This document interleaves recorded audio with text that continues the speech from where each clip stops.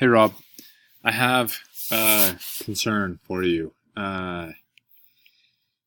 it's just easier for me to show you than anything else. So hopefully you don't think these videos are obnoxious.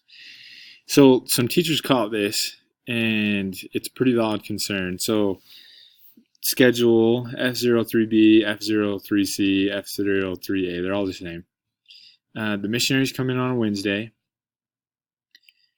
Thursday, they don't have a class with a teacher at all because of this little weird P-Day thing. And if I understand correctly before, this P-Day thing was designed for them to do laundry and talk to their family, when really they just saw their family and they don't have really any laundry to do. And this normally would be a class shift for the missionaries. So the missionaries don't even see a teacher until Friday night. So, and that's the case for all of them. Again, Thursday, they have this little preparation time. And you look at Friday, which is when their normal P-Day is. Friday, they have all this time to do that on other weeks. And they have that same amount of time on their first week.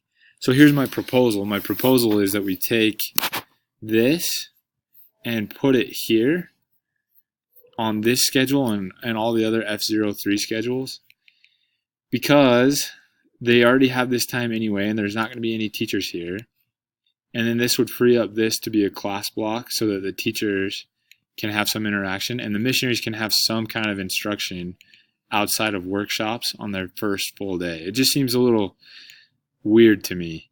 And I feel pretty strongly about this. So if we need to talk in person or talk over the phone, let's do it. But, anyway, I don't really like it. So let me know what we can do, or if you want to shoot down my idea. But thanks.